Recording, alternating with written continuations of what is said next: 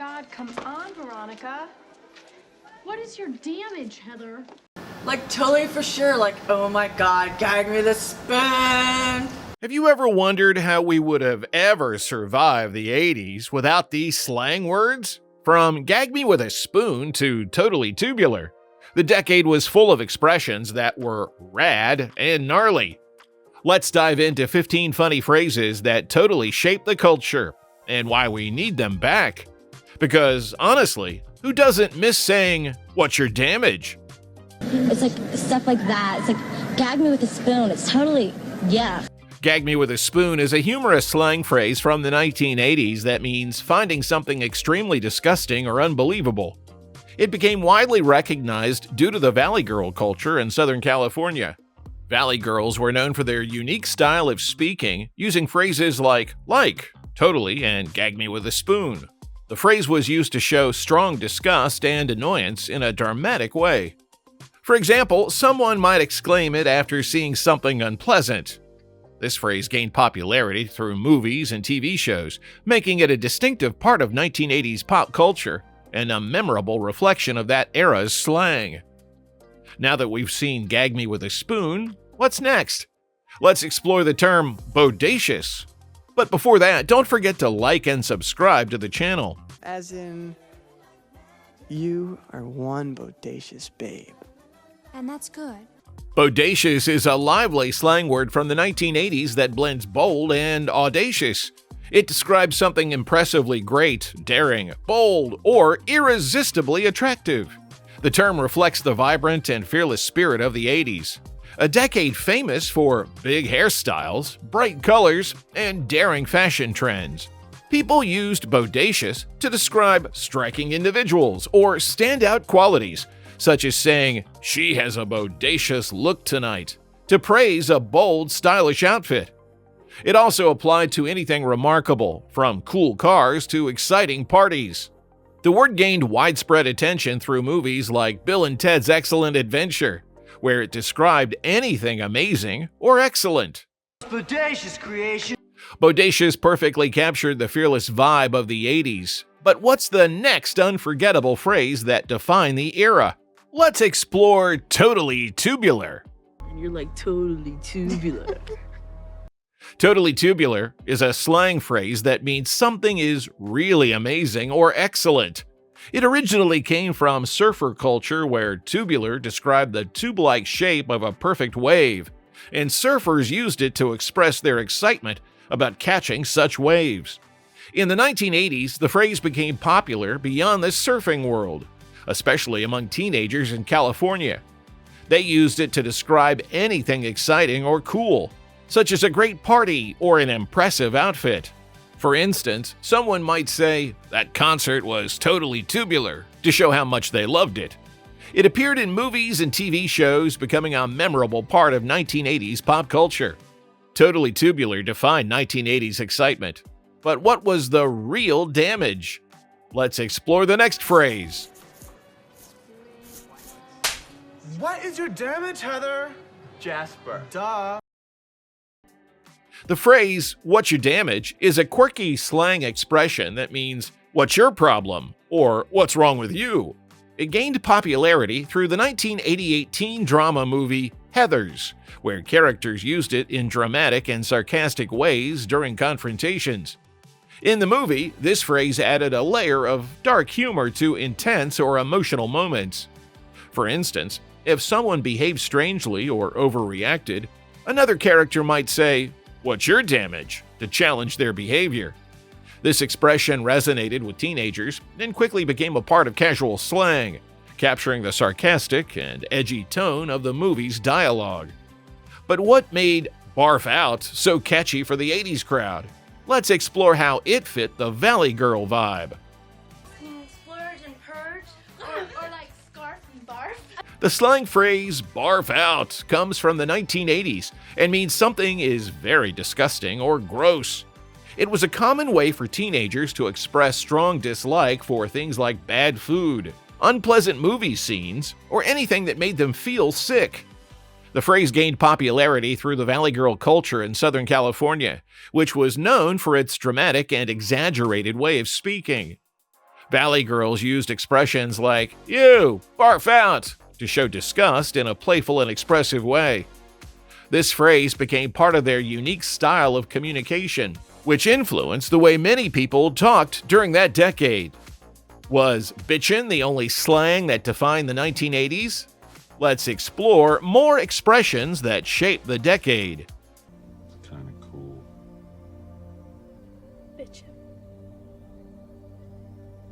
Okay. The word bitchin' was a popular slang term in the 1980s, used to describe something truly amazing or excellent. Teenagers used it for everything they thought was great, like music, fashion, parties, and cars. For example, someone might say, "That concert was totally bitchin'," to express their excitement. The word gained popularity during the expressive and bold culture of the 1980s, where people loved using exaggerated language to make conversations more lively. It captured the energetic and carefree vibe of the decade.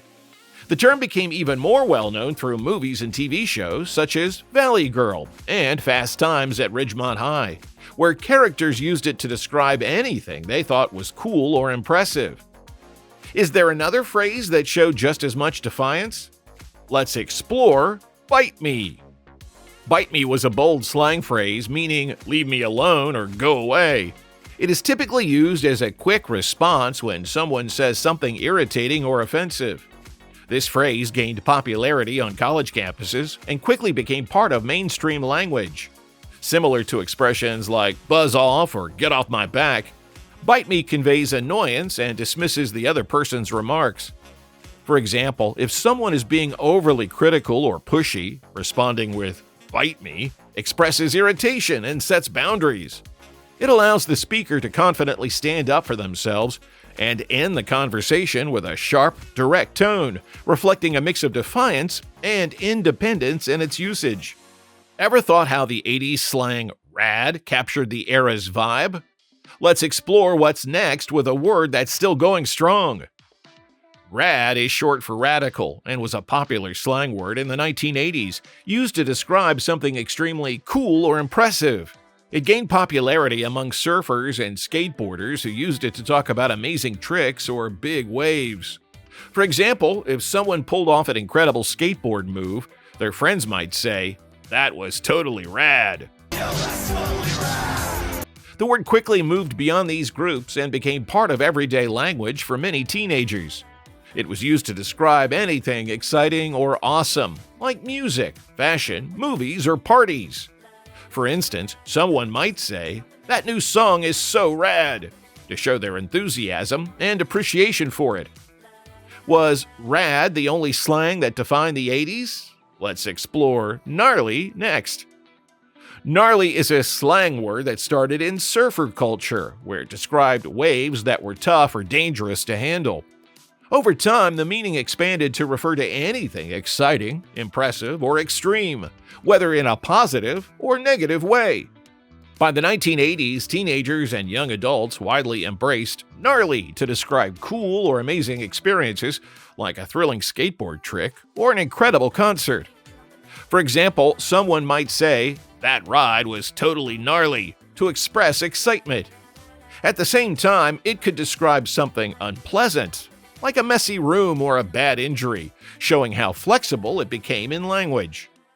Gnarly remains a versatile term for describing intensity in various situations. Ever thought about the slang that described awkward, clumsy behavior? Let's explore spaz and spazoid next.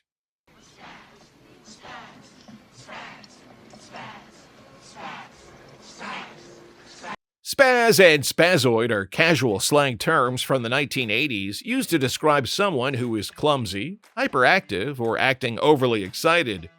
These words likely came from the word spasm, which refers to sudden, jerky movements or behavior.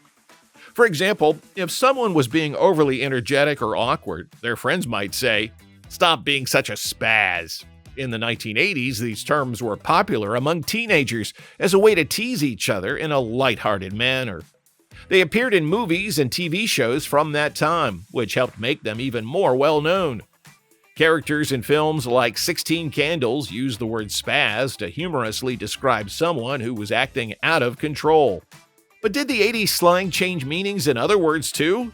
Let's explore wicked and how it reshaped slang.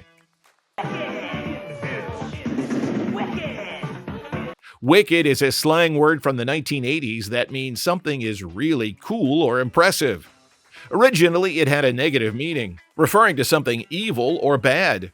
But in the 1980s, the meaning changed, especially in places like New England.